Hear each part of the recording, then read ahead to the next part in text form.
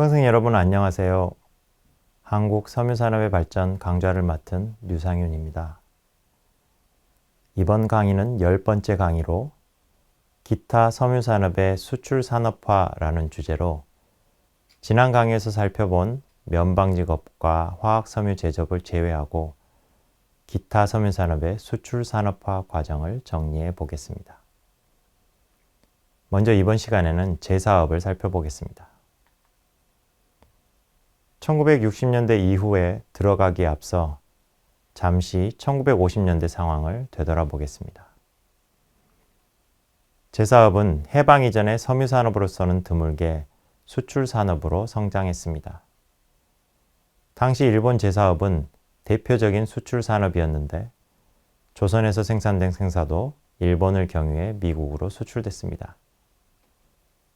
해방 이후 한국 정부는 제사업이 수출산업으로서 외화를 벌어들여 주기를 바랐습니다.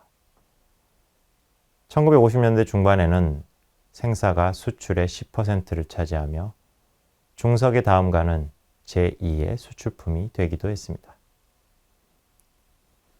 하지만 농민들이 누에고치 생산을 늘릴 만한 충분한 인센티브가 제공되지 못하다 보니 1950년대 말에는 제사 공장들이 원료난에 시달렸습니다. 농민들에 대한 정부 지원이 부족한 상황에서 생사 가격과 연동되는 누에고치 공판 가격이 낮게 유지되었기 때문입니다. 이 시기 제사업은 생산과 수출 모두 정체했습니다. 정체하던 제사업은 1960년대 들어 특히 1960년대 후반 들어 빠르게 성장하기 시작했습니다. 화면을 보시는 그래프는 1960년대와 1970년대의 생산량과 직간접 수출량을 나타낸 것입니다. 생산을 주동한 것은 수출이라는 것을 보여줍니다. 1960년 160톤이던 직간접 수출량은 정점인 1975년에는 5,400톤으로 30배 이상 늘었습니다. 이에 따라 1960년 500톤이던 생산량은 정점인 1977년에는 5,600톤으로 10배 이상 늘었습니다. 직간접 수출이라고 한 것은 생사로서 직접 수출되기도 했지만 수출 견직물의 원료로서 사용되어 간접 수출되기도 했기 때문입니다. 간접 수출은 1966년까지는 직간접 수출의 2% 정도로 많지 않았지만 그 후 늘어나 1975년에는 40%에 달했습니다. 제사업의 성장은 원료인 누에고치의 생산 확대가 있었기에 가능했습니다. 화면에 보시는 것처럼 누에고치 생산량도 1960년대 후반부터 빠르게 늘어났습니다. 1960년에는 5,000톤이었는데 1974년에는 37,000톤으로 8배 이상 늘었습니다. 1950년대에는 농민들이 외면하던 누에고치의 증산이 어떻게 가능했을까요? 먼저 정부의 누에고치 증산 계획을 들 수 있겠습니다.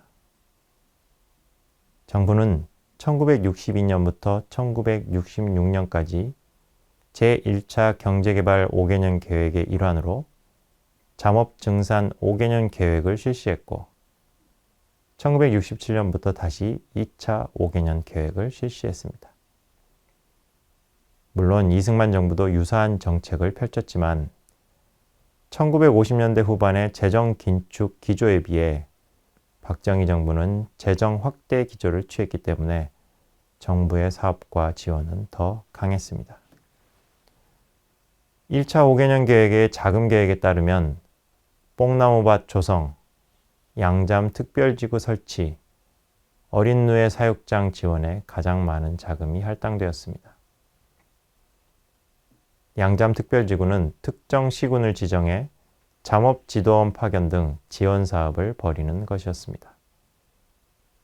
계획의 성과 중 하나로 뽕나무밭은 1960년 2만 헥타르에서 1966년에는 6만 헥타르로 늘었습니다. 정부 직책이 특히 시간이 많이 소요되는 뽕나무밭 조성 등에서 성과를 낸 것은 맞지만 누에고치의 증산을 이끌어낸 1차적 요인은 생사 가격의 상승이었다고 할 수 있을 것입니다. 화면에 보시는 그래프는 한국산 생사의 수출 가격과 국내 누에고치 공동 판매 가격을 함께 나타낸 것입니다. 당시 국내 물가 상승률이 높았기 때문에 공동 판매 가격은 도매 물가 지수로 나누어 실질화했습니다. 보시는 것처럼 1950년대 후반에 소폭의 하락 추세였던 생사 수출 가격은 1960년부터 상승 추세로 돌아섰습니다. 1959년에는 1kg 가격이 7.3달러였는데 1963년에는 14.5달러, 1970년에는 17.5달러가 됐습니다. 그에 따라 누에고치 공판 가격도 1960년을 100이라고 했을 때 1965년에는 177까지 상승했습니다. 공판 가격이 상승함에 따라 누에고치를 키우는 일이 현금을 얻을 수 있는 농가 부업으로서 확대되었습니다. 1960년만 해도 생산된 누에고치 중 65%만 공동 판매되었고 나머지는 가내에서 견직물을 만드는 데 소비되었습니다. 그런데 공동 판매 비율은 1965년에 87%, 1970년에는 96%로 상승했습니다. 한편 수출이 늘어나는 가운데 수출 상대국별 구성도 바뀌었습니다. 1962년에는 미국과 유럽이 절반씩이었다면 1964년과 1966년에는 미국이 80% 이상을 차지했습니다. 그런데 1966년부터 일본의 비율이 늘기 시작하더니 1967년 이후로는 일본이 미국을 넘어 한국산 생산을 가장 많이 수입하는 나라가 되었습니다. 예를 들어 1970년에는 일본으로의 수출이 전체 생사 수출의 80%를 차지했습니다. 일본은 세계 제1의 생산국이고 수출국이었지만 1960년대 들어 소득 증대로 생사 수요는 늘어난 반면 농촌 노동력 부족으로 생산은 둔화되어 세계 최대의 생사 수입국이 되었습니다. 반면 미국에서는 사치품으로서 생사 수요가 지속되고는 있었지만 합성섬유 보급의 영향으로 늘지는 않는 상황이었습니다. 생사의 생산과 수출은 1970년대 전반까지 증가 추세를 이어갔습니다. 그런데 앞서 봤던 것처럼 1975년경을 정점으로 감소 추세로 바뀌게 됩니다. 그 배경에는 석유 파동이 있었습니다.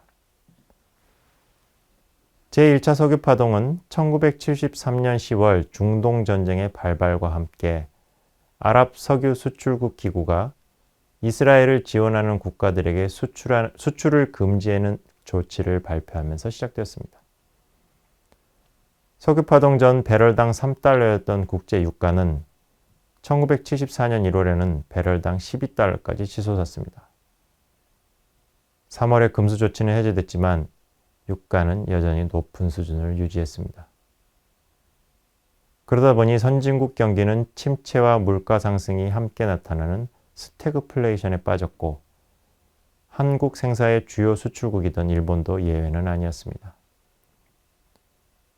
특히 생사를 원료로 하는 견직물은 사치품이었으므로 그 수요가 경기 변동에 민감하게 반응했습니다.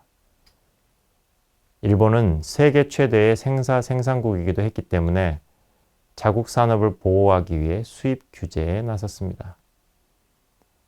일본 정부는 1974년 8월부터 생사 수입 창구를 일원화해 생사 수입을 제한하기 시작했습니다. 이로 인해 한국의 일본으로의 생사 수출은 줄었지만 대신에 생사를 가공한 견연사 수출이 늘었습니다. 그러자 1975년 9월 들어서는 견연사 수출이 문제가 되어 일본 정부가 자율 규제를 요청했고 한국 정부는 이를 받아들였습니다. 그런데 이듬해인 1976년 2월에는 일본 정부가 견직물 수출도 문제 삼기 시작했습니다. 당시 신문은 일련의 사건을 한일 생사 분쟁이라고 이름 붙였습니다. 1976년 2월부터 한일 정부 간 회담이 시작됐는데 수출 물량을 둘러싸고 이견을 보이다가 4월에 타결되었습니다. 한국 정부는 합의된 물량 내에서 견직물 수출도 자율 규제하기로 했습니다. 이로 인해 한국 제사업의 주요 수출 시장이었던 일본 시장은 점차 닫혀갔습니다. 게다가 위축되는 시장을 두고 중국산 제품과의 경쟁도 심화되었습니다. 1974년 중일 국교 정상화 이후 저렴한 중국산 견제품이 일본 시장에 유입됐기 때문입니다. 화면에 보시는 그래프는 1977년부터 1981년까지 제사업의 생산 능력, 생산 실적을 그린 것입니다. 조업률은 생산 실적을 생산 능력으로 나눈 것입니다. 1977년 77%이던 조업률은 1981년에는 39%로 하락했습니다. 이렇게 한때 수출 산업으로서 각광받던 제사업은 쇠퇴의 길을 걷게 되었습니다. 이번 시간은 1960년대부터 1970년대까지 제사업의 수출 산업화와 쇠퇴 과정에 대해 알아봤습니다. 다음 시간은 현직업의 수출 산업화에 대해 정리해 보도록 하겠습니다.